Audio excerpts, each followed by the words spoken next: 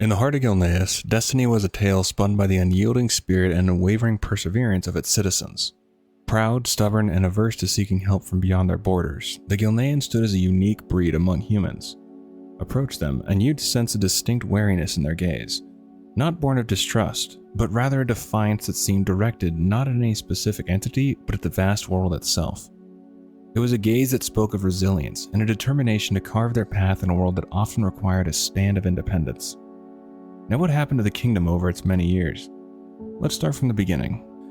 2,700 years before the Dark Portal, the humans of Azeroth, triumphant from the Troll Wars, embarked on an era of expansion. Following the death of King Thoradin, the Empire ventured into the wilderness, birthing new city-states, and among them the formidable Gilneas emerged. Settlers along Gilneas' coastal expanse crafted resilient harbors, but the boldest among them, yearning for a harmonious blend of land and sea, set sail on a quest for a haven to shield their descendants from the relentless ocean waves. In this maritime odyssey, the ancestor of House Stormsong, which is one of the four noble houses of Kultiris, stood as the first to catch the whispers of the Tide Mother, unraveling the secrets of the seas for himself and his kin. The whispers led them southward to a vast island teeming with precious metal ores and abundant natural wealth. Here, some chose to establish the mighty coastal outpost known as Kultiris, while Tide Sages were dispatched to beckon others to join this newfound haven.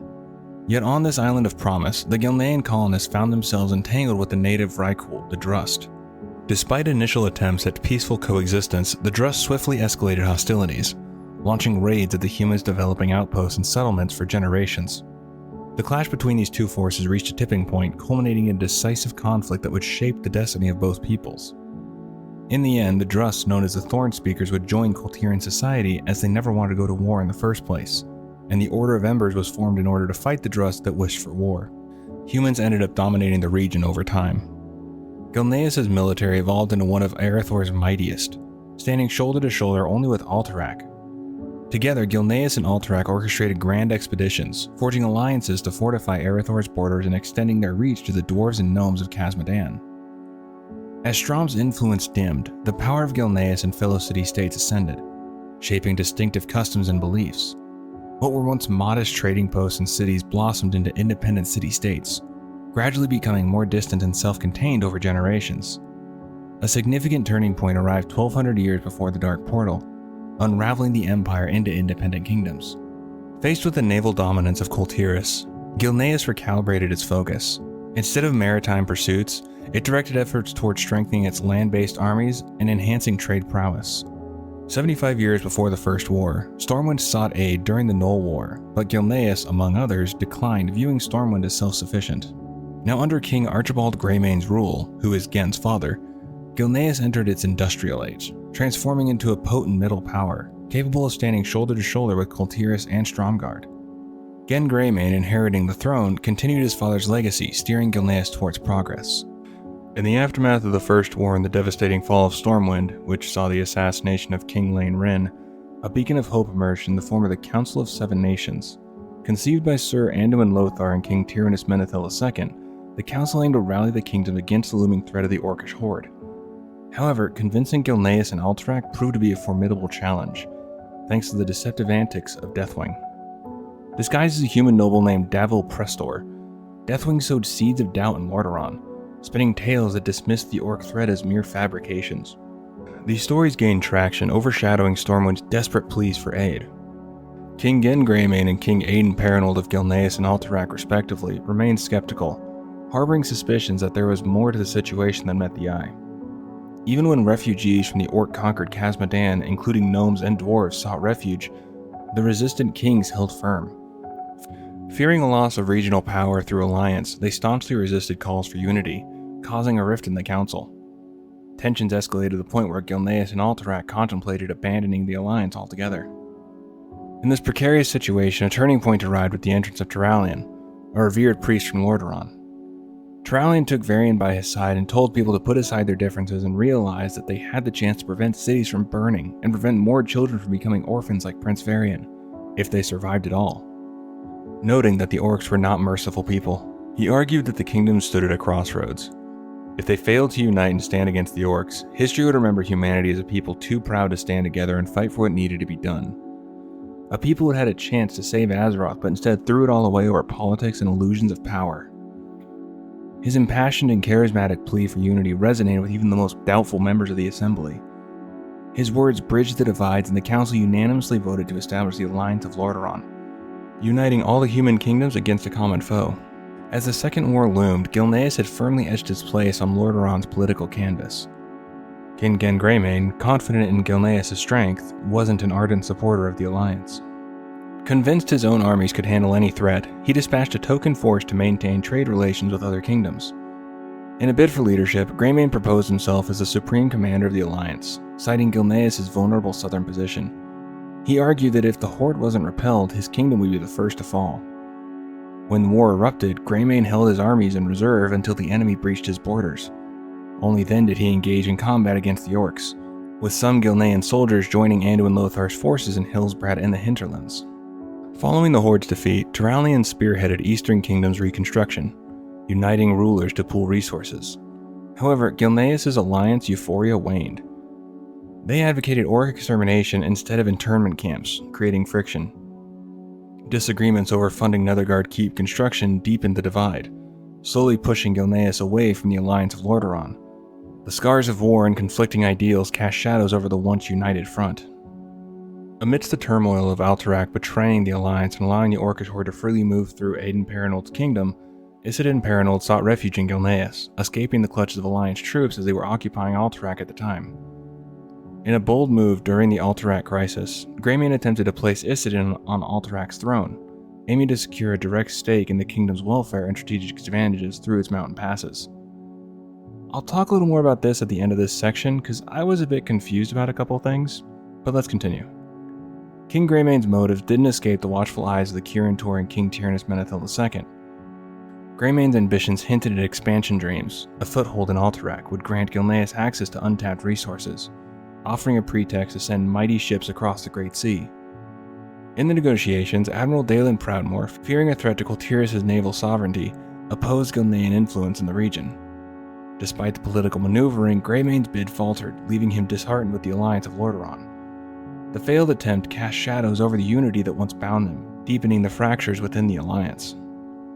In a candid conversation with Lord Vincent Godfrey, King Greymane expressed doubt about heeding the advice of Crowley and Godfrey regarding Gilneas' alliance with the Alliance. He argued that this allegiance had only resulted in the loss of Gilnean lives. Greymane revealed his intention to withdraw from the Alliance, sealing off Gilneas from the outside world. As he examined the map, the decision to construct a formidable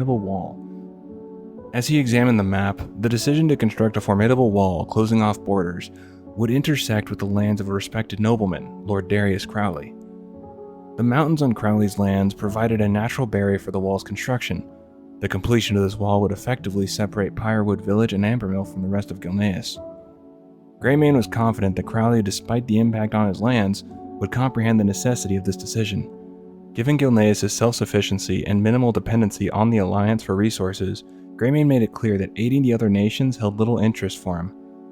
The imminent changes signaled a shift towards Gilneas embracing isolation and self-reliance. So I wanted to talk about Isildur real quick, the whole Alterac deal. Originally what happened was that Paranold essentially betrayed the Alliance and let the Orcs freely walk through Alterac in exchange to ensure that his people weren't harmed. So they didn't try and fight the Horde, they didn't do anything, they didn't signal the Alliance saying that the Horde is walking through.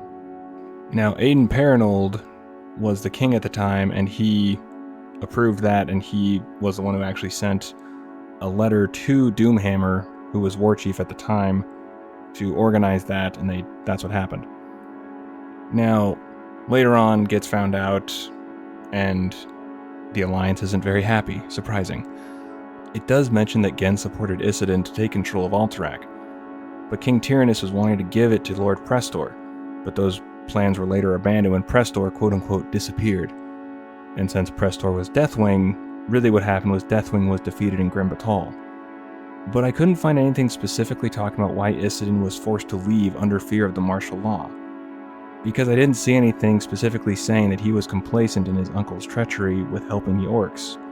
So I'm not sure if I just missed something, or what, but I just didn't see anything specifically saying that he actually helped his uncle with it It might have been because he was going to be the new royalty, but I'm not 100% sure, so yeah. Either way, that's what it says, so I went with it. And I did try and find it, but I just couldn't find anything specifically saying why he was running and why he had to hide inside Gilneas and take refuge there to avoid the martial law, since I didn't see anything specifically saying that he did anything knowingly wrong. Either way, let's go on to the next section. Years later, following the Second War, the Alliance of Lordaeron remained oblivious to the emergence of death cults within their borders. However, a series of events, including Quothlos's departure due to grievances over human leadership and Thrall liberating orcs from internment camps, promoted Gilneas to sever ties with the Alliance. King Greymane, seeking to shield his nation from what he perceived as other people's problems, initiated the construction of the Greymane Wall, completing it before the onset of the Third War. When the Scourge laid siege to Lordaeron, King Greymane sealed off the majority of Gilneas behind the wall, isolating the nation from the outside world. The natural barriers of high cliffs and treacherous reefs fortified Gilneas both by land and sea. As the undead Scourge wreaked havoc on neighboring lands, Gen Greymane, unmoved by pleas from even human refugees, adamantly refused to assist anyone on the outside of the wall. The fall of Lordaeron further solidified his belief that isolation was the right path for Gilneas. As planned, the wall separated the lands of Lord Darius Crowley, including Pyrewood Village and Ambermill. In an act of defiance, Lord Crowley dispatched the Gilneas Brigade to join Lady Jaina Proudmoore's human expedition in Kalimdor. Despite the internal conflict, the Gilneas Brigade gained renown for their valor in the face of the Burning Legion. As the Scourge swept through Silverpine Forest, the folks of Pyrewood faced a closed Greymane Wall, shutting them off from refuge. Determined to survive, they embarked on the Seawolf, aiming for Stormwind City. However, a twist of fate sent their ship astray in a storm, leaving them adrift in the vast Great Sea for weeks. Another tempest struck, leading to a shipwreck on the mysterious shores near Black Rook Hold's ancient fortress. With their vessel beyond repair and the land offering abundance, they seized the opportunity to establish a new home. Thus, the village of Bradensbrook rose on the shores of this mysterious island, a testament to resilience and adaptability in the face of unforeseen challenges. At the peak of their strength, the Scourge launched an unrelenting assault on the Greymane Wall, casting a dire shadow over all of Gilneas. Starting with a modest number, their ranks swelled over time, showing no signs of relenting. King Greymane's armies valiantly defended the wall for days against the overwhelming sea of undead hordes. However, the unyielding Scourge replenished their forces relentlessly, creating a seemingly insurmountable challenge. Fearing an imminent breach, King Greymane made a difficult decision. The gates were flung open and Gilnean soldiers surged from Gilneas into Silverpine Forest. In a tragic turn, the Scourge defeated these soldiers, dooming them into the fate of becoming that which they hated and feared so much.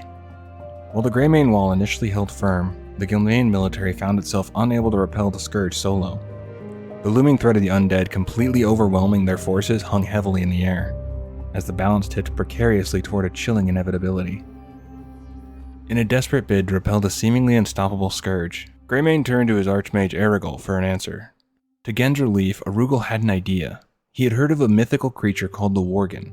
It walked on two legs like human would, but was wolf-like in appearance. While he didn't know their full origin, he did know how to find them. He sensed them within the Emerald Dream. It would be a challenge to bring them to their aid.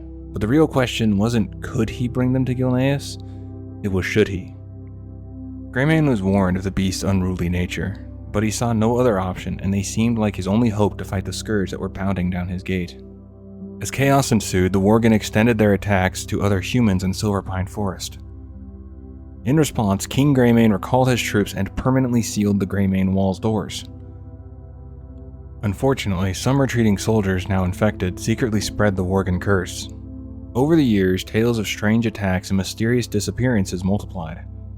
Fear gripped Gilneas as the curse, facilitated by the secretive wolf cult, insidiously eroded the kingdom's humanity. The wolf cult saw the curse as a gift. They called it the Purity. In an effort to save Gilneas, King Greymane traded one monstrous enemy for another. For an extended period, King Greymane enforced strict isolation, closing all ports and forbidding attempts to leave. This left sailors and people from other nations stranded within Gilneas, including the infamous Brashtide crew of pirates. Occasionally, Gilneans locked out of their homeland surfaced in distant lands, like Baron Longshore, captain of the pirate ship Heedless in the Northern Barrens, or the notorious murderer Stalvin Mistmantle in Duskwood. The tale unfolds as a saga of isolation, unexpected consequences, and the haunting specter of a spreading curse. Gen Greymane and Lord Darius Crowley, who were once close friends, found themselves on opposing ends due to Greymane's unwavering isolationist stance.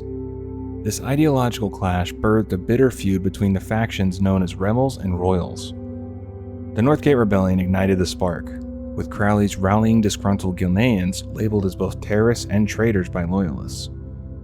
In a dramatic attempt to depose King Gen, Crowley's armed supporters stormed Gilneas City, triggering a brutal civil war that tore the nation apart. The critical point was when Crowley's forces, after setting the capital ablaze, faced fierce resistance from Greymane loyalists. Despite breaking through the city's defenses, the rebels couldn't overcome the determined opposition. The aftermath saw Crowley and other leaders imprisoned for high treason within Stoneward Prison. After the failed coup and Crowley's incarceration, remaining rebels slipped into hiding, leaving weapon caches scattered and undiscovered throughout Gilneas. While Greymane reclaimed uncontested rule, the kingdom bore scars of the internal strife, weakened and vulnerable. In the shadows, the wolf cult led by Alpha Prime infiltrated Gilneas, terrorizing its forests. Keen to avoid panic post-Civil War, Greymane and nobles organized secret hunting parties during full moons in the Blackwald, targeting feral Worgen. Despite these efforts, the Worgen persisted, haunting Gilneas for years and isolating Gilnean harbor towns from support from the rest of the kingdom. The legacy of the Civil War and the lingering threat of the wolf cult cast a shadow over the once unified kingdom of Gilneas. Following the Third War, refugees guided by Dalen Fordright sought sanctuary in the kingdom. However, their hopes were dashed by the impenetrable Greymane Wall, leaving them stranded. These survivors, spared during the Scourge onslaught, faced a grim fate at the hands of the Forsaken and the Worgen of Shadowfang Keep before Gilneas fell. Haunted by guilt over the Worgen's rampage, Erigol, driven to madness, embraced them as his own and withdrew to Shadowfang Keep. He actually referred to them as his children. There, he cast a curse upon Pyrewood Village's remaining residents, transforming them into Moonrage Worgen every night, reverting to human form with the break of dawn. Efforts to rid Silverpine Forest of Worgen led to the Forsaken eliminating Pyrewood Village, seeking aid from Horde adventurers to dismantle its ruling council of Pyrewood. With the fall of the council, the Forsaken was able to take control of the town. Now, one character I want to talk about before we dive into Kata is Alpha Prime. He isn't in the game, but he is in the comics called Curse of the Worgen, and he is mentioned in lore for Gilneas, so I thought it was good to cover him. He doesn't have an extensive backstory, but I think it is important since he is known as the first Worgen. Now we start back in the War of the Satyr. In the wake of the Great Sundering, R'hllor found himself in the thick of the War of the Satyr, standing shoulder to shoulder with his closest companion Arvel, and the resilient Night Elves, including Belisra Starbreeze. Their battleground was the lush expanse of Ashenvale, where the shadows of satyrs cast a looming threat. As the conflict unfolded and losses mounted, R'hllor found himself at odds with Malfurion Stormrage. The source of contention was the deployment of the Pack Form, a power that R'hllor believed could tip the scales and bring an end to the war. A heated debate ensued, driven by the desperate desire for strength in the face of adversity. The ties of disagreement turned into a tempest of hatred when tragedy struck. Arvel, bound by a promise to Malfurion to refrain from using the Pack Form after a loss of control, fell victim to satyr brutality. Unable to unleash the transformative power, Arvel became a defenseless target. The devastating loss of Arvel, beloved by Belisra, cast a heavy shadow over the once steadfast companionship, leaving scars that ran deep. Now, the Pack Form is another thing only mentioned in the comic and also in the Wolfheart book. That form is when the druid turns into a large wolf. It allows the druid the power and ferocity of the ancient wolf Goldrun. But there is a large side effect to this form. The fury that you feel and the power is too much to handle. Malfurion himself experimented with this form, but when he was consumed by its rage, he blindly attacked his mentor, Cenarius. The only thing the demigod could do is put Malfurion to sleep, where he eventually regained his senses with the great tree, Darlner. But ever since that day, he forbid anyone to use that form due to the danger it posed. Now, as surprising as this may sound, not everyone listened to Malfurion when he forbid the use of that form. The druids of the pack were the druids who did not listen. They initially sought to control the wolf form with the Scythe of Elune, but due to the power that form has over the user, they lost themselves to the wolf form. However, R'hllor stood as the lone druid who retained his sanity while embracing the formidable pack form. After besting the pack in combat, he extended an olive branch, offering to guide them in preserving their sanity within the pack form. Thus, he ascended to the role of the druid's leader, donning the name Alpha Prime with pride. Teaming up with the embittered Belisra, the duo embarked on crafting the Scythe of Elune, envisioning a tool to harness the pack form's power. However, their aspirations took an unforeseen turn. Instead of mastering the form, the druids of the Scythe found themselves metamorphosized into the mysterious Worgen. These creatures, driven by madness, considered their transformation the epitome of nature's essence. In clashes with the satyrs, the Worgen's unrestrained ferocity tore through allies and adversaries alike, spreading their curse to other night elves. Faced with the escalating Worgen threat, Malfurion Stormrage, acknowledging the gravity of the situation, wielded the Scythe of Elune. In a decisive move, he banished the Worgen to the tranquil embrace of the Emerald Dream, where they would rest for all eternity. The tale unfolded as nature's balance teetered on the edge of chaos. But as we know, the Worgen didn't stay in the Emerald Dream. When Gilneas was affected with the curse, Halford Ramsey, who was a private investigator looking into the murders in the city, was turned into a Worgen by Alpha Prime. His plan was to make sure that Halford didn't discover about the Starlight Slasher murders and the planned Worgen attack on Gilneas City, along with his true intentions. But Halford joined the other Worgens and went through the ritual to make sure his human and wolf aspects could live harmoniously with each other. Alpha Prime orchestrated an infiltration of Gilneas, navigating hidden tunnels beneath the imposing Greymane Wall. He planned to secure the Scythe of Elune, a key to liberating his fellow Worgen banished to the Emerald Dream. Armed with this mystical artifact, he harbored ambitions of revenge against Malfurion, and a future assault on Darnassus. For his plans, Alpha Prime forged an alliance with the Forsaken, leveraging the Worgen assault on Gilneas City to pave the way for the impending Forsaken invasion. Amidst the chaos of the Wolf Cult's attack on the city, Alpha Prime found himself confronted by Belisra, one of the architects of the Scythe of Elune. In the heart of the turmoil between the fall of Greymane Court and the impending chaos in Merchant Square, Alpha Prime laid bare his desire for revenge against Malfurion. He accused the revered druid of conveniently forsaking ethics and denounced the duplicity inherent in the Stormrage bloodline. Belisra, however, countered with revelation of Malfurion's internal struggles and guilt over Arvel's demise, unveiling a pivotal truth. She disclosed Malfurion's own encounter with the Packform Frenzy. This revelation struck a chord with Alpha Prime, branding Malfurion as not only a fool but the ultimate hypocrite. The battle between the two unfolded amidst the chaos, reaching its climax around the time of Darius Crowley's heroic last stand in the Cathedral Quarter. Salvation came when Halford intervened, attacking Alpha Prime and providing Belisra the opportunity to employ the Light of Elune. With a strategic maneuver, she sent Alpha Prime plunging into one of the city's canals, affording them a fleeting escape from the battleground. The Forsaken also sought the elusive Scythe of Elune, yet their clandestine efforts were thwarted by an unexpected hero, the Worgen player. With strategic prowess, the Scythe was reclaimed and restored to the grasp of Priestess Belisra, who had been its guardian. Under the false assumption that the Gilneans and Belisra's Night Elves were stripped of the Scythe's power, Alpha Prime, undeterred, orchestrated a wolf cult assault on Belisra's forces at Teldoran. To his astonishment, she defied expectations, revealing the Scythe of Elune's might in a bid to banish Alpha Prime's Worgens to the Emerald Dream. As she began this spell, a disruptive arrow from a Forsaken Dark Ranger struck her arm, causing her to drop the scythe. Seizing the opportunity, Alpha Prime's Forsaken allies closed in on Belisra and her Gilnean comrades. Alpha Prime, seizing the Scythe of Elune, poised to strike down Belisra, found his plans unraveling in a surprise turn.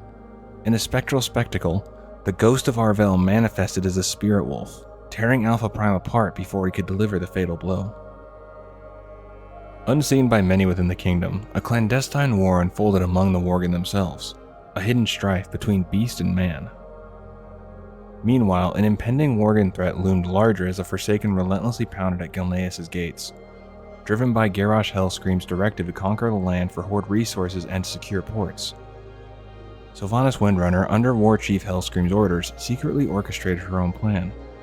Beyond the conquest, she sought the elusive Scythe of Elune, an artifact capable of summoning docile Worgen that could potentially spread their curse to humanity at large.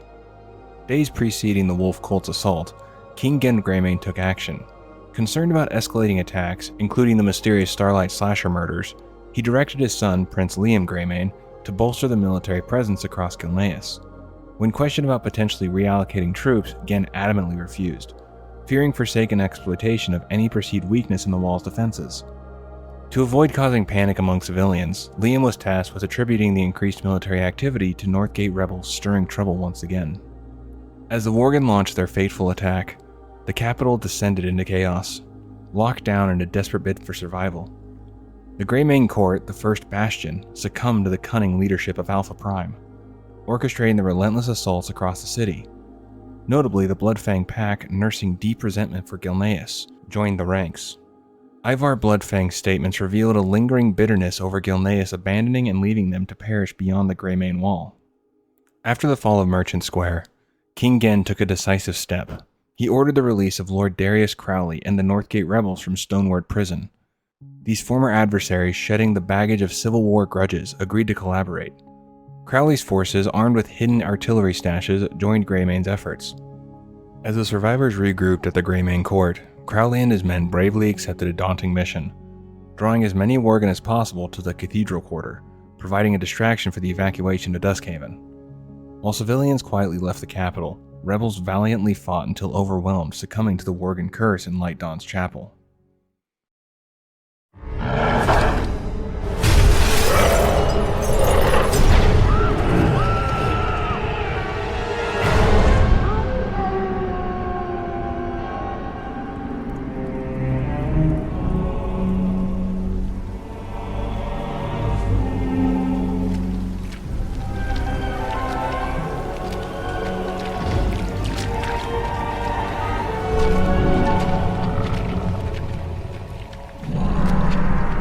Look at what you've become.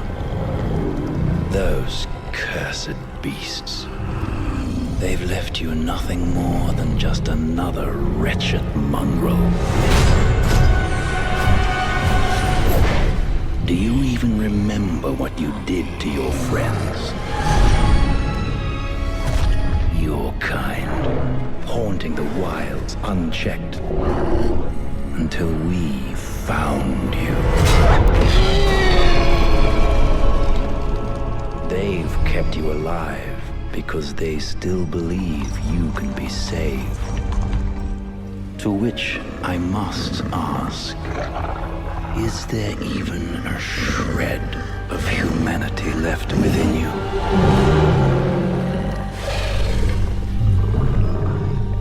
Perhaps we will find out soon enough.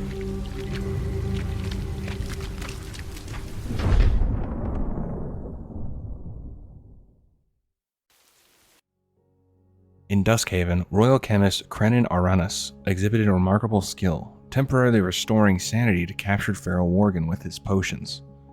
Simultaneously, guided by the night elf Belisra Starbreeze, a secret counselor to Greymane, many Worgen sought refuge in Tal'Daren within the Blackwald. There, they engaged in the ritual of balance, striving to master their curse and achieve harmony between their human and wolf aspects. But Genlian's respite didn't last long thanks to the sudden arrival of the Cataclysm, which wreaked havoc on the protective reefs shielding Gilneas from the sea. The once impregnable Greymane Wall crumbled under the cataclysmic forces, opening the gates for the Forsaken to infiltrate Gilneas from both Silverpine and Duskmist shore. As the Forsaken onslaught unfolded, the southwestern expanse of Gilneas succumbed to the relentless sea, engulfing Duskhaven in its destructive embrace. In the face of the initial breach, the resilient military held their ground at the Greymane Wall, armed with muskets, burning oil, flaming arrows, and aided by recently cured Worgen on the walls. They valiantly resisted the Forsaken's advance. They evacuated to Greymane Manor during the seismic turmoil. Gilnean survivors sought refuge in Stormglen Village. Meanwhile, King Genn Greymane and Lord Vincent Godfrey embarked on a crucial journey to Tal'Daren. Their mission, to implore Darius Crowley and other Worgen healed by Night Elves to join forces against the Forsaken. Despite Lord Godfrey's authoritarian stance, Crowley hesitated until Greymane, revealing his own succumbing to the Worgen curse, appealed as a friend rather than a king. United by a cause transcending Gilnean law, they forged an alliance against the Forsaken, setting the stage for a collective struggle that surpassed political divides. In the fierce battle for Gilneas City, Prince Liam led the Gilnean forces, carving through the capital to dismantle the Forsaken stronghold, Converging with Lord Crowley's Worgen forces around Stoneward Prison, they confronted and defeated the menacing flesh beast Gorrot. The tide began to turn against Sylvanas, prompting a desperate move. She aimed a poisoned arrow at King Gen. In a selfless act, Liam leaped in front of the bowshot, sacrificing himself to save his father and liberate the city from Forsaken control. Liam! No! As the dust settled, revelations unfolded, learning of the Forsaken's intent to unleash the new plague on the capital. Gen faced a challenging decision. Respecting his son's wish to prioritize the safety of their people, he chose not to pursue Sylvanas. The evacuation plan took shape, guiding everyone to safety through the hidden Undertaker's Pass, leading to Aldrich's Repose. The aftermath echoed with sacrifice, unity, and the resilience of a people determined to secure their future. May the light bless the spirits of our ancestors, for they've chosen to allow my son to rest upon this holy ground.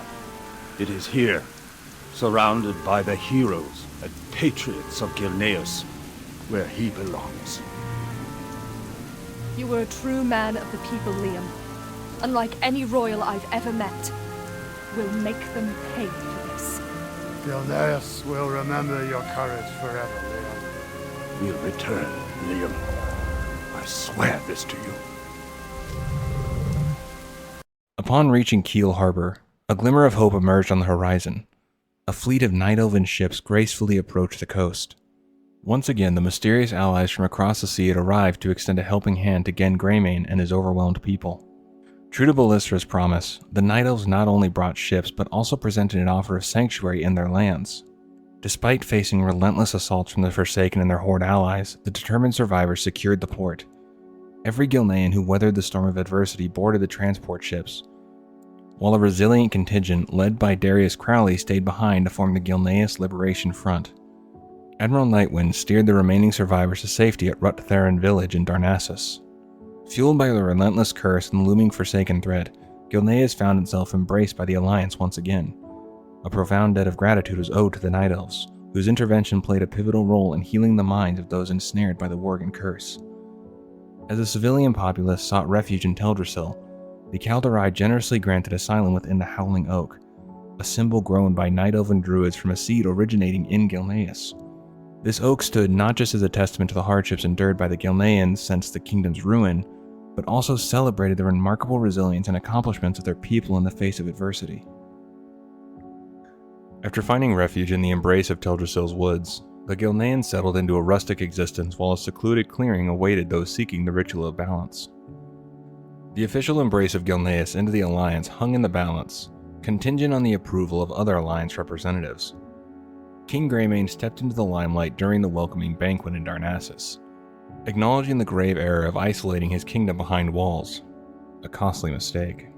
Grateful for the Alliance's second chance, he expressed his heartfelt thanks. While the Alliance dignitaries appeared receptive to Greymane's apology, tensions escalated with the arrival of King Varian Wrynn, whose words hinted at Gilneas being seen as cowardly and weak. Despite the insults hurled at him and his people, King Greymane maintained his composure, attempting to convince the Stormwind King that Gilneas had undergone a transformation and was now poised to be a steadfast supporter of the Alliance. However, Varian distanced himself, nursing the bitterness stemming from Gilneas' perceived betrayal during the Third War's darkest hours. In the grand meeting between Gen Greymane and Gilneas' envoys and the Alliance delegates, a strategic decision was made to showcase Gilneas as a potent ally rather than a burden on the faction.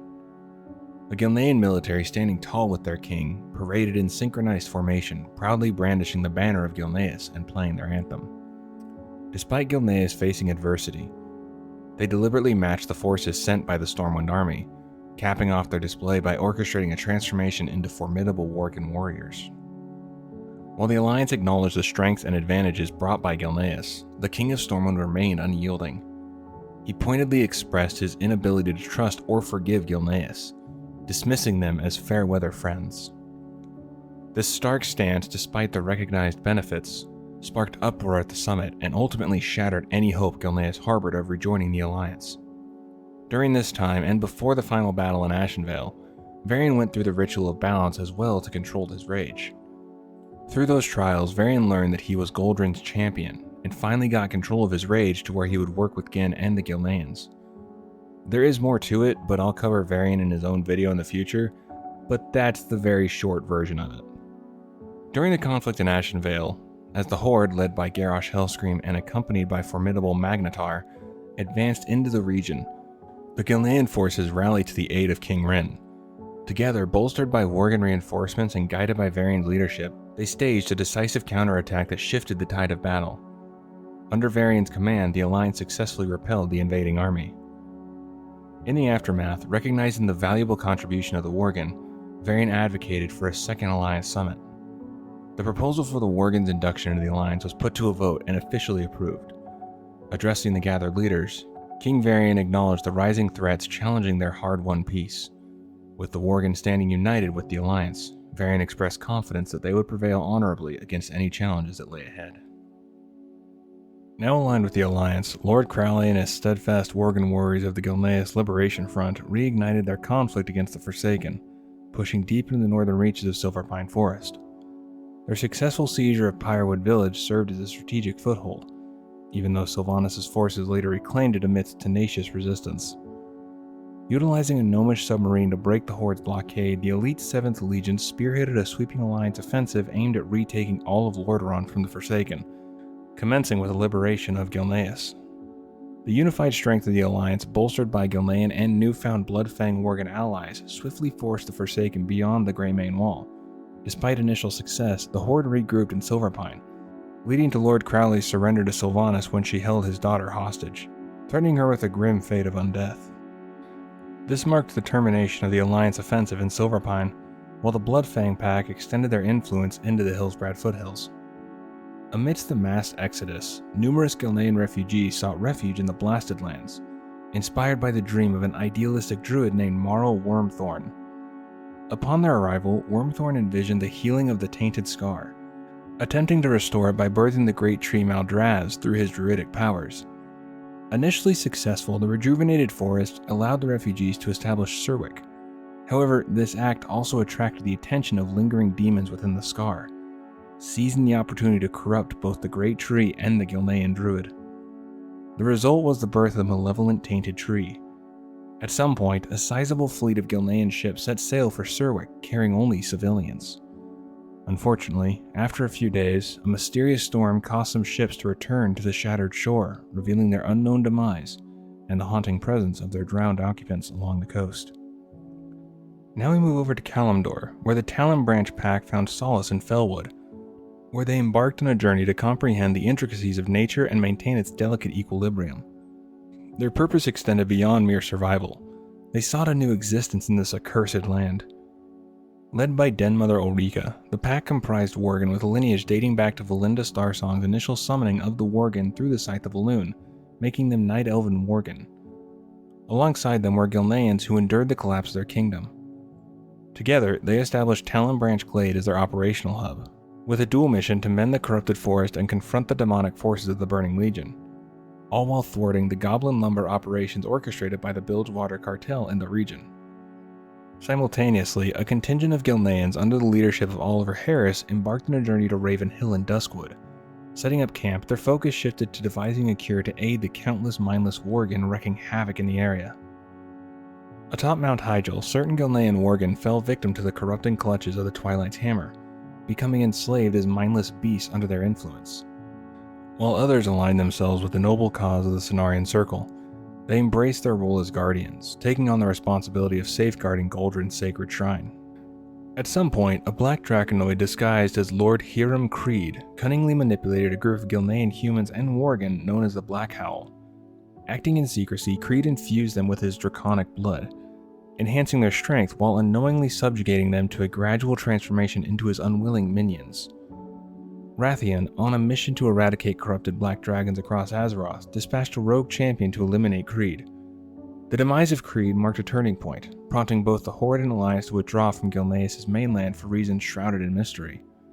Consequently, the epicenter of activity shifted the coastal regions, where the battle for Gilneas unfolded in relentless clashes between the Alliance and Horde forces. After toppling Garrosh Hellscream in the Siege of Orgrimmar, High King Varian declared that the Alliance's next mission was to cleanse Gilneas and keep Sylvanas Windrunner in check. Now during the trial of Garrosh Hellscream, King Greymane took a bold stand, vetoing the entire proceeding. He accused the Horde leaders of complicity in their war chief's crime, highlighting the brutal actions against the people of Gilneas. Greymane insisted that all of them should face trial, pointing out that even figures like Sylvanas had initiated their own attacks. However, Terran Zu calmly rejected the proposal, citing the impracticality of such a lengthy process, especially considering the varying lifespans of those involved. During the Third Burning Legion invasion, the valiant Gilneas military took a stand in the epic battle for Broken Shore. Guided by King Greymane, the indomitable Gilneas brigade set up their main bastion, Greywatch, nestled in Stormheim. Their mission was to unearth the legendary Aegis of Agrimar scattered across the Broken Isles. As the brigade delved into their quest, a sinister revelation surfaced. The Forsaken harbored nefarious plans to unleash a plague upon Greywatch, reminiscent of the tragic fate that befell Gilneas. King Greymane rallied his forces to obliterate the plague caches and thwart the invasive legions under the cunning Sylvanas Windrunner. Following the battle, the Gilneas brigade fanned out across the Broken Isles, engaging in a fierce struggle for control of the Warden Towers against the formidable Queensguard. A relentless dance of power ensued as both factions vied for dominance. With the relocation of Dalaran to the Broken Isles, the once gleaming Silver Enclave underwent a transformation, emerging as the Grey Fang Enclave. This newfound enclave, now a bastion for the Alliance within the floating city, stood under the watchful guardianship of Gilnean sentinels. As the curtains fell on the Argus campaign, a somber narrative unfolded for the kingdom, its identity now reduced to a sorrowful echo of wind, sorrow, and ruin.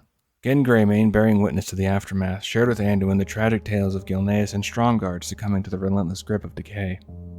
Gilneas, once vibrant, now housed the Forsaken, while Stromgarde found itself besieged by a motley alliance of criminals, ogres, and trolls. The once proud realms now stood as haunting echoes of their former glory. In the throes of the War of the Thorns, that's the name of the war with Sylvanas burning down Teldrassil, Sylvanas sought to exploit the desolation of Gilneas as a catalyst within the Alliance after the fall of Teldrassil. Misjudging Gen's desire to reclaim his kingdom, a divide emerged between those advocating for the recovery of Teldrassil and those prioritizing the reclamation of Gilneas. Unbeknownst to Sylvanas, Gen, acknowledging a debt owed to the Night Elves, emphasized that Teldrassil must be reclaimed first, with Gilneas following suit. In response, King Anduin ordered constant portals from Darnassus to remain open in Stormwind City, welcoming an influx of Night Elven and Gilnean refugees.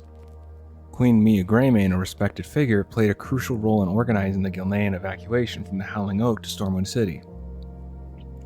All Gilnean refugees were safely relocated before the onset of the fire, settling around Olivia's Pond.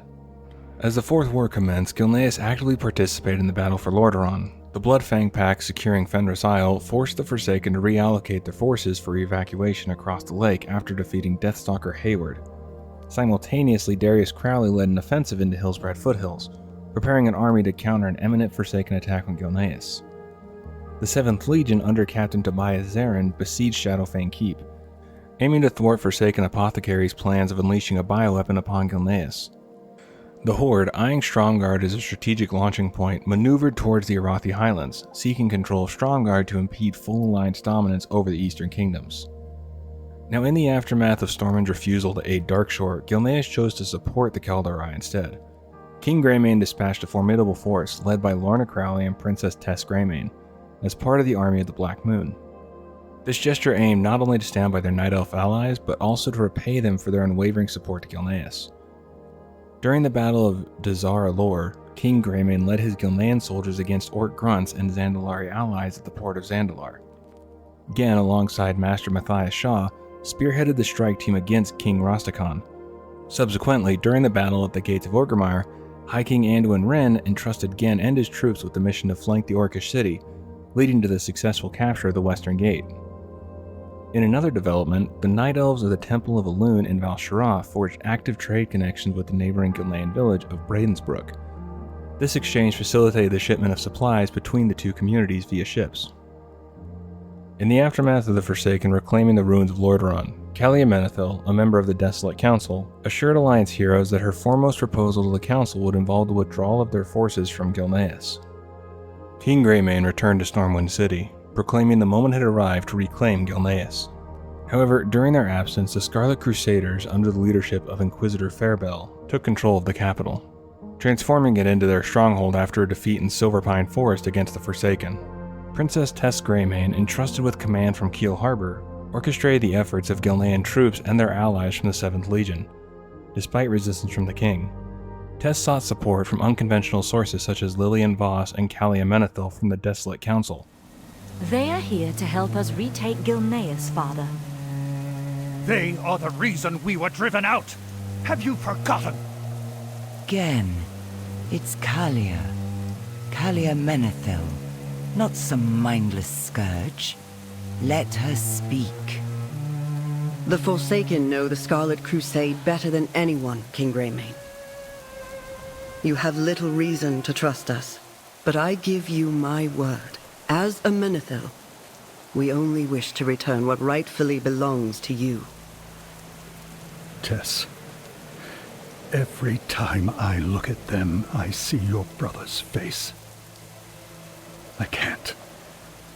I'm sorry. But perhaps you can show me the way. Similar to the undead, the Scarlet Crusade branded the Worgen as cursed monsters and heretics to be purged from Azeroth.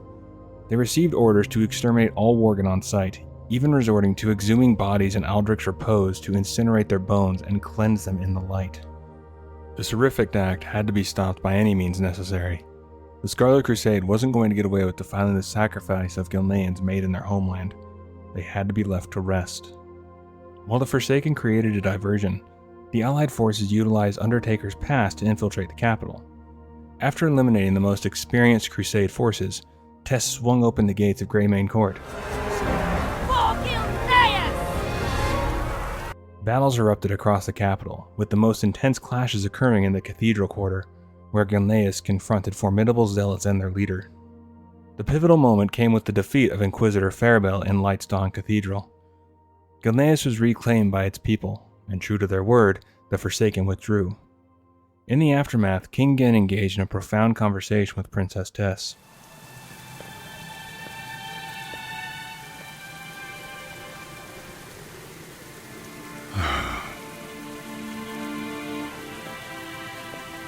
You're thinking of Liam again, aren't you? You always could see right through me. You never really healed after you lost him. After you lost Gilneas. Tess, I see you, Father. Always hiding from your pain. It's why you built that wall in the first place. And why you took Anduin under your wing. But I have always been here. For you. Even if you've never noticed. I know. And I'm sorry.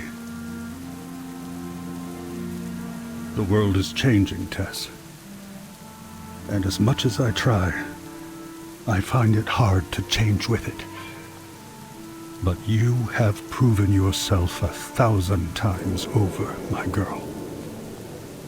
And this kingdom now belongs to you.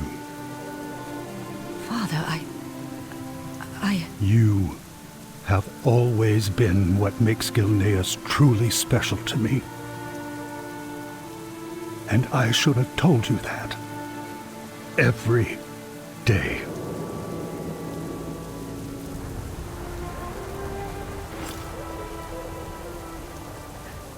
I wish I could take your pain away. Only time will do that, my dear. But we have time now. Thanks to you. After talking with Tess, Gen makes his way to Liam's grave, where he talks about his decision. I don't know if you would recognize me, Liam. All these years, the lessons I've learned, the Alliance has always offered an outstretched hand. There are days it feels right, and days I wonder, what if I had not built that wall? would Lordaeron still stand? Would you still be? Now, listen to me. The ruminations of an old man. You did not live long enough to regret, as I do. Your sister will lead the kingdom now. No one could be more proud of her than your mother and I. Except, perhaps, you. Rest well, my son. Gilneas is in the best of hands. Now, I figured I'd talk about the Worgens, and there might be a couple places where I repeat myself a little bit from before, but I tried to make sure it wasn't much. In the ancient days, within the fierce conflict between Night Elves and demonic satyrs in Kalimdor, a group of druids delved into a formidable, albeit challenging, shape that epitomized the ferocity of the wolf ancient Goldrin. Guided by R'hllor Fangfire, these druids of the pack aspired to reign in the untamed fury embedded in their chosen form. In pursuit of control, they willingly subjected themselves to the arcane energies of the Scythe of Elune, a mystical relic forged from Goldrin's Fang and the Staff of Elune. However, instead of quelling the druid's fury, the weapon wrought a profound transformation upon R'hllor and his followers, morphing them into Worgen, savage humanoids ensnared by their own primal instincts. Engulfed in an uncontrollable rage, R'hllor's druids, now Worgen, recklessly wreaked havoc on both ally and adversary in their clash with the satyrs.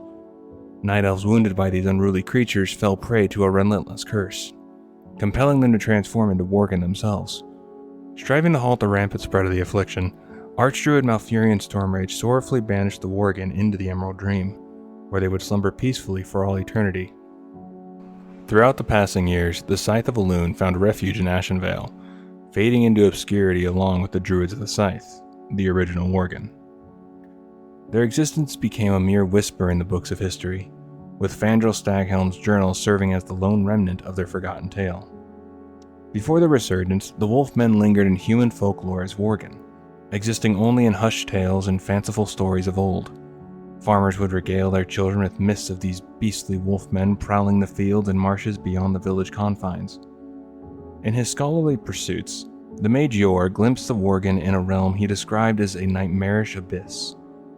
Despite his desire to validate the reality, he cautioned against summoning these mysterious beings. While many remained dormant, certain Kaldorei Worgen awakened and traversed the dream realm after their banishment, while others delved into the shadows in the period preceding their resurgence. As discussed before, Erigal brought the Worgen to Azeroth to help Gilneas fight the Scourge. But after the Worgen were done with the Scourge, they turned their sights on the Gilnean soldiers. Following the Scourge's retreat, Archmage Erigal committed an act of betrayal against his nation, pledging allegiance to Alpha Prime and developing a fervent loyalty to the Worgen. Gilnean soldiers bitten by the Worgen found themselves taken within the protective walls, where upon succumbing to the curse, they were relentlessly hunted and killed, yet eradication proved elusive. Alpha Prime, the mastermind behind the Worgen in Silverpine Forest, held the once mighty Arugal under his spell, his mind consumed by madness. Under the leadership of Alpha Prime and the assistance of the bewitched Archmage Erigal, the Worgen in Silverpine launched a relentless siege on Baron Silverlane's keep. Perched above the quaint Pyrewood village, the keep succumbed to darkness, evolving into the notorious Shadowfang Keep. It was here that Alpha Prime and Erigal established the Wolf Cult, embarking on a quest to locate the elusive Scythe of Elune. The Wolf Cult actively recruited humans eager to embrace the Worgen transformation, and the curse swiftly spread to the human populace. Ordinary men and women found themselves transformed into voracious, feral beings impervious to the grip of undeath. Erigal, with his arcane prowess, cursed the villagers of Pyrewood, compelling them to morph into Worgen as night fell. Those aligned with Alpha Prime formed the Bloodfang Pack. Erigal's followers became the Shadowfang Pack, and those bound to the nightly Worgen appearance became the Moonrage Pack. Today I want to talk about Lordaeron, the city that fell to Arthas Menethil and then later on became the Undercity. Now, one interesting thing that I did find while looking into this was how they labeled the Eastern Kingdoms much further back. They labeled it as the northern part was Lordaeron, just all of it was Lordaeron, the middle part was Khazmodan, and then the bottom part was Azeroth.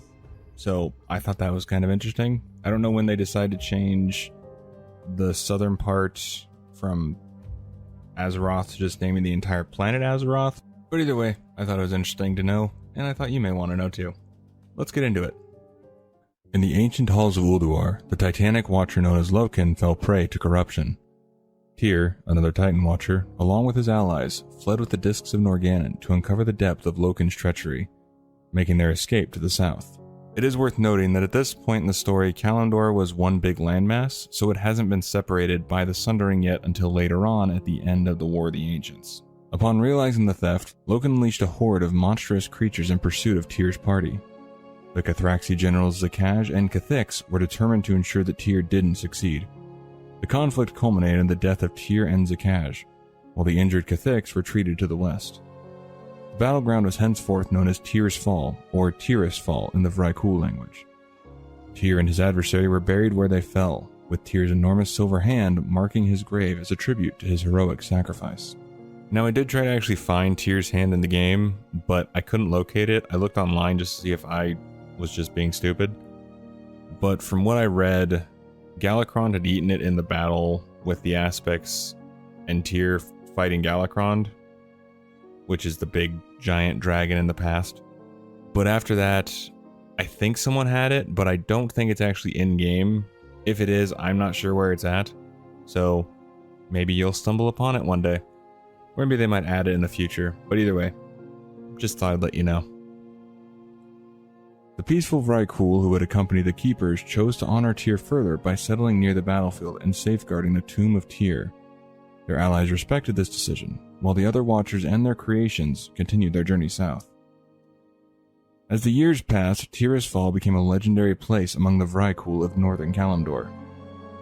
When King Ymiron ordered the extermination of all infants afflicted by the Curse of Flesh, the Vrykul and their offspring sought refuge in Tyr's Fall glades. Here, they evolved into a new species known as humans. The remaining Vrykul from Tyr's group formed the Tyr's Guard, and as they realized their mortality, they welcomed the humans into their order. The humans who settled here became known as the Tyr's Fall tribe, planting the seeds for what would eventually become the Kingdom of Lordaeron. In the heartland of Tyr's Fall, a tribe of humans thrived under the leadership of the valiant Lordaeron. These people, more cultured than their mountain-dwelling counterparts, were deeply spiritual, performing sacred rituals at various shrines scattered across the region. The silver hand of Tyr was held in high esteem, its image adorning their pendants.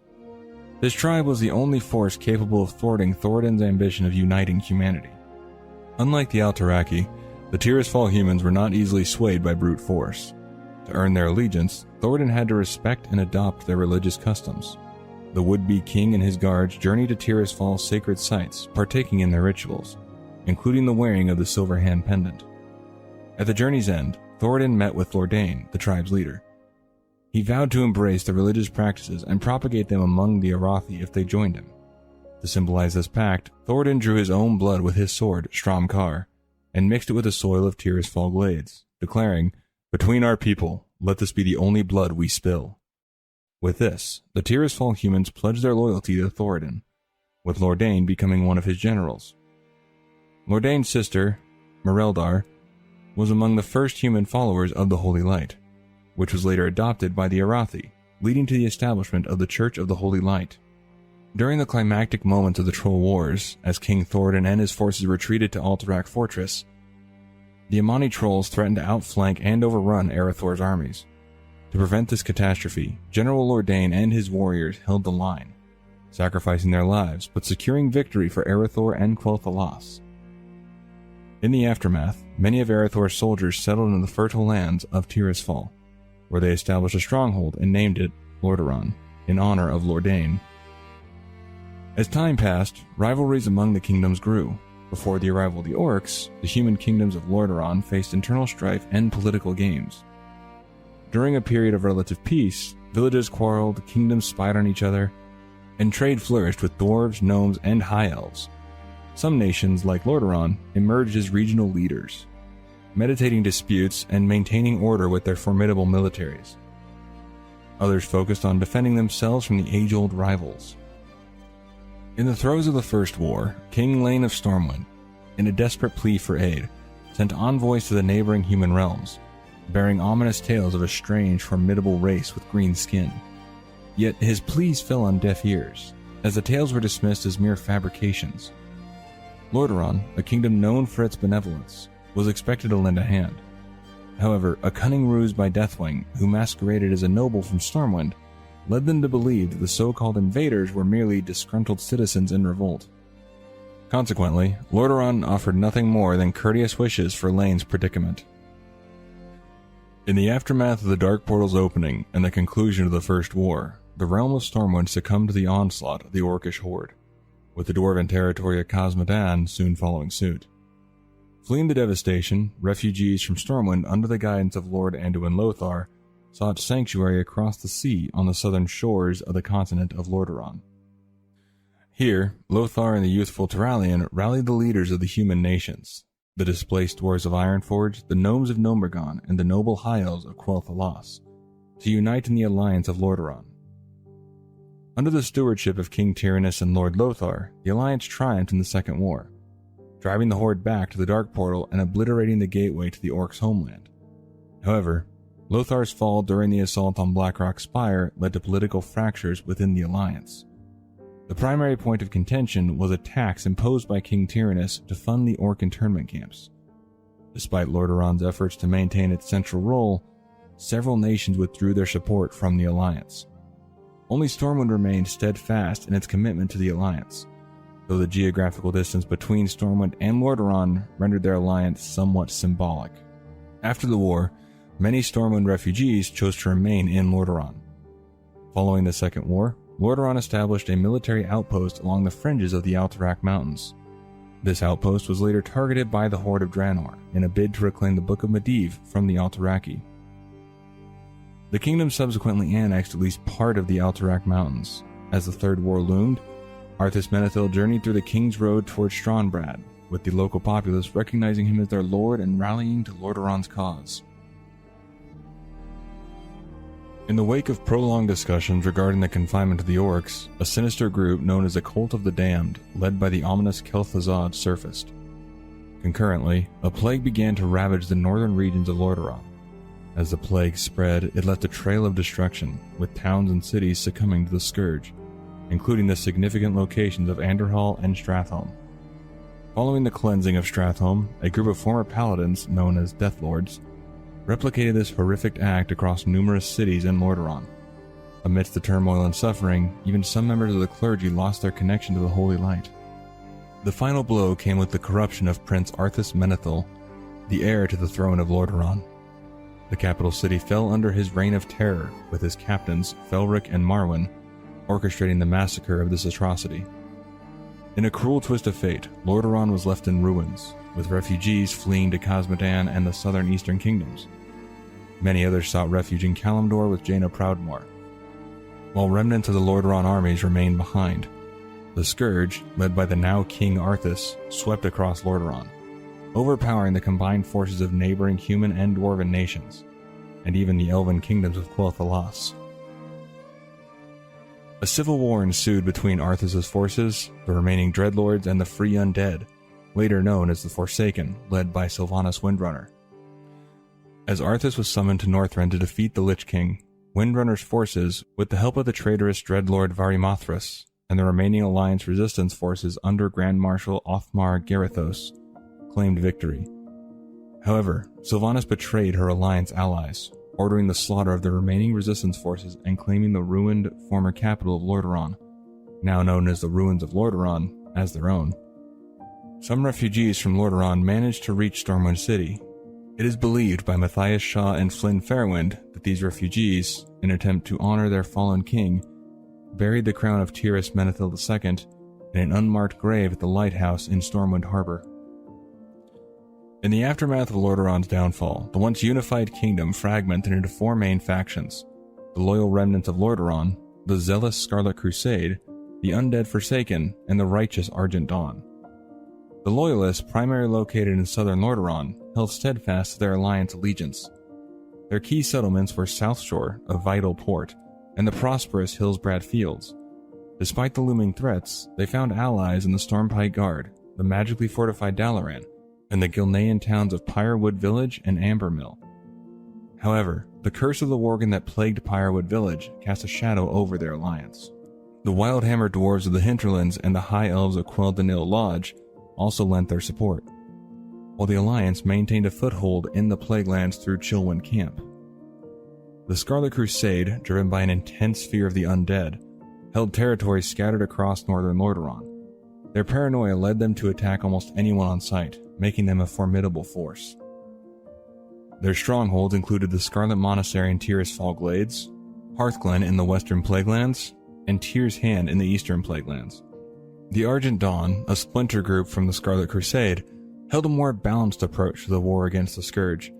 Their main base was at Light's Hope Chapel, and they welcomed anyone willing to aid their cause, including members of the Horde and the Forsaken. The Forsaken claimed the heart of the Old Kingdom. They established their base in the ruins of Lordaeron and the Undercity beneath it, controlling much of the Tirisfal Glades in towns like Brill and Deathnell. Other factions also staked their claims on Lordaeron's territories. The Syndicate, seeking revenge for Lordaeron's role in Alterax's downfall, seized Durnhold Keep, while the Ravenhold assassins tried to curb their power.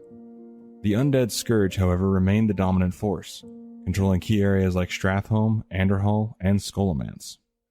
The Cataclysm brought about a seismic shift in the landscape of Lordaeron. The Forsaken tightened their hold on Silverpine Forest and Hillsbrad Foothills, seizing control of Pyrewood, Ambermill, Hillsbrad Fields, and South Shore. They also launched an assault on the Alliance at the hills overlooking Hillsbrad and Anderhall in the western Plaguelands. The Forsaken's power was evident in Tirisfal Glades, with Brill being reconstructed in their unique architectural style. Their victories against the Alliance were significant, with the exception of the Wildhammer clan and Quel'Danil Lodge. The shift in power effectively dismantled the Alliance's control over Lordaeron. The destruction of South Shore and Hillsbrad Fields forced many survivors to retreat to Fenris Isle, where they made a final stand. However, they were eventually defeated, and the Alliance's presence in Lordaeron was reduced to Chillwind Camp, Airy Peak, Quel'Danil Lodge, and the Stormpikes. Meanwhile, the Argent Dawn transformed into the Argent Crusade during the war with the Lich King. They controlled large areas of land in the western Plaguelands, including Hearthglen and several farmsteads. They also took control of the towers scattered across the eastern Plaguelands, reinforcing Light's Hope and eventually conquering the city of Tyr's Hand. Despite their neutrality, the Argents became the closest representation of the living in Lordaeron following the Forsaken's victories. The Scarlet Crusade's influence was significantly reduced, with most of their strongholds being taken over by either the Forsaken or the Argent Crusade. The Syndicate was expelled from Durnhold Keep but remained active in Stranbrad. The Scourge, a faction of the Undead, suffered greatly following the Cataclysm. They lost most of their territories outside the eastern Plaguelands, where they maintained a strong presence. However, their threat was effectively reduced to a mere nuisance in Tirisfal Glades. The Scourge was completely removed from Silverpine Forest after losing control of Fenris Keep. Now we move on to Battle for Azeroth, which is the most recent big involvement with Lordaeron, barring any future involvement that we have. The Alliance, spearheaded by Anduin Wrenne and Genn Greymane, launched a daring campaign to reclaim the capital of Lordaeron in the Battle for Lordaeron, a direct response to the burning of Teldrassil. Despite their efforts, the capital was left in ruins, tainted and unoccupied. The Alliance and Horde continued to clash across the lands once under Forsaken rule, each striving to secure control over the remaining territories of Lordaeron. The Fourth War concluded with a fragile truce between the two factions. Yet the Alliance succeeded in retaking South Shore. The neighboring Gilneans also regained control over their former strongholds of Shadowfang Keep and Fenris Keep, under the leadership of the Bloodfang Pack. However, Tirisfal Glades remained under the control of the Forsaken. And it does seem like they're going to do more with Lordaeron, whether it's rebuilding the city or something to that extent, but with the Blight being cleared after doing the Undead quest, and then we have the Heritage Armor quest for the Undead, it would appear that we're going to have more going on for Lordaeron, which is very exciting. It'd be really cool to have it be rebuilt, since we've never actually seen it in-game rebuilt and get to explore it, which I'm really looking forward to if that does happen. The Night Elves, once immortal beings, were thrust into a mortal existence, a reality that was far from easy to accept. The harsh realities of aging, disease, and frailty were alien concepts to them, and many struggled to adapt. In a desperate bid to reclaim their lost immortality, a group of rebellious druids hatched a plan. They sought to plant a unique tree, one that would bridge the gap between their spirits and the eternal realm. With the absence of Malfurion Stormrage, who at the time had fallen into a comatose state while in the Emerald Dream, thus not letting him wake up for many years later until after the Cataclysm. The mantle of leadership fell upon Fandral Staghelm. He was the driving force behind the desire to plant this new world tree. In a blink of an eye, Staghelm and his druidic companions had planted the majestic tree, Teldrassil, off the tempestuous northern shores of Kalimdor. Under their diligent care, the tree grew at an astonishing rate, its top piercing the clouds. Nestled among the twilight boughs of this gigantic tree, the awe-inspiring city of Darnassus took root. The city stands as a testament to the resilience and survival of the Night Elven race. This tale is a testament to their determination and their will to survive. Even though they made Teldrassil, it did not grant them back their immortality. That ability came from Nosdormu blessing Nordrassil, which was the original tree that granted them their immortality, which sat atop Mount Hyjal. The city, brimming with druids, hunters, and warriors, is a harmonious blend of wooden lodges and carefully nurtured groves. The Temple of the Moon, a radiant symbol of hope, towers above the treetops, accompanied by the Grand Hall of Justice, the gathering place for the ever-watchful sentinels. Under the wise leadership of High Priestess Tyrande Whisperwind, Darnassus stands as a serene tribute to the Night Elves' reverence for nature. Darnassus is a city that dances to the rhythm of the natural world. It is built along the banks of a vast lake, with elegant bridges arching over its shimmering waters. The city's pathways are carpeted with the fallen leaves of the surrounding forests, adding to its tranquil charm. In the aftermath of the Third War, Darnassus emerged as the new capital of the Night Elves. They allied with the Alliance to fend off the Orcs' defilement of their forests. Despite their kinship with the Druids, they did not take lightly to their cousins, the Tauren, joining the Horde. The city can be accessed through a portal located in Rut Theron Village, and the same portal can be used for the return journey. Darnassus is home to notable figures such as Fandral Staghelm, who sends adventurers on various quests, and Tyrande Whisperwind, the official leader of their society. The city is an exclusive territory of the Alliance. The Argent Dawn Embassy also finds its home here. After a long absence in the Emerald Dream, Malfurion made a triumphant return. He played a crucial role in the capture of Fandral, who had been driven to madness by the sinister Lord Xavius, leading to the corruption of Teldrassil. Malfurion, along with a group of dedicated druids and the combined might of Alexstrasza and Ysera, managed to cleanse and bless the tree. Now, Archdruid Stormrage stands proudly in the Temple of the Moon, side by side with his cherished one. As refugees from Gilneas, both Worgen and humans started to pour in, a unique solution was found: a seed. Carefully selected from Gilneas, was planted and nurtured.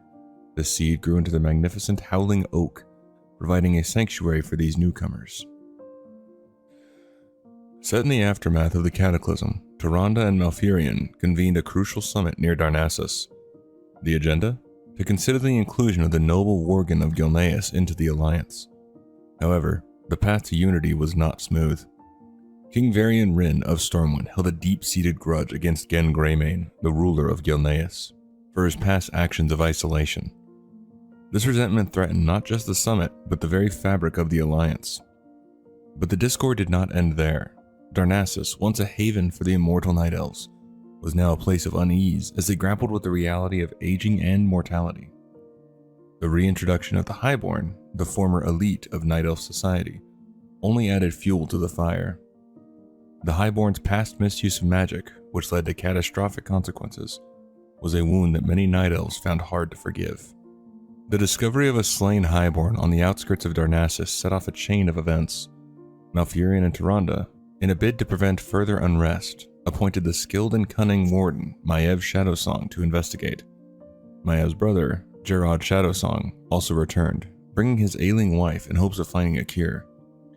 As the story unfolds, Malfurion works tirelessly to bridge the gap between Varian and Genn. After the dust of the Ashenvale battle settles, the identity of the Highborn murderer comes to light. The Alliance, having weathered the storm, votes to welcome Gilneas back into its fold. Thanks to the diligent efforts of Agent Connolly, the Alliance managed to outsmart the Horde. The Night Elf Sentinels, with their keen senses and unparalleled tracking skills, discovered a hidden crypt and secured the Divine Bell, a powerful artifact. This victory was made possible by the brave sacrifice of Sarana Skyglaive. However, their triumph was short-lived.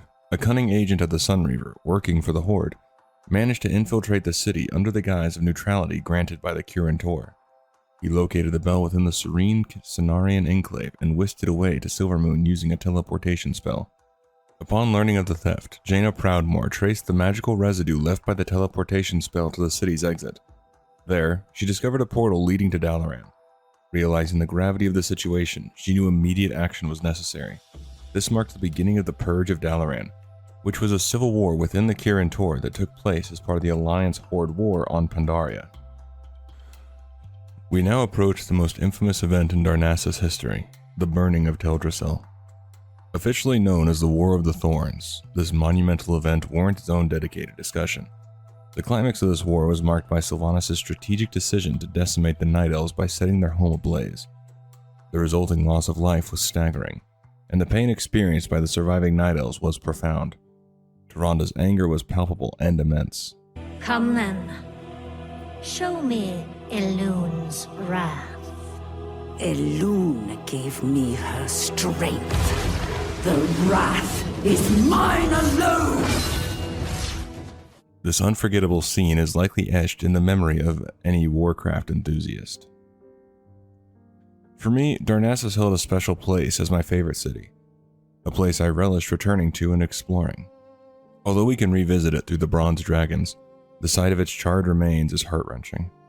During the burning, adventurers are tasked with a rescue mission, striving to save as many inhabitants as possible. I recall embarking on this with a fierce determination to save as many lives as I could, despite the harsh reality that not everyone could be saved. And that's going to do it for this one, but hopefully you did enjoy. If you did make it this far, maybe consider liking and subscribing. It really helps the channel out. And let me know down below if you also have a favorite capital city to visit. I'm curious how many other people enjoy Darnassus as much as I do. Alrighty, I'll see you in the next one. Take care of yourself.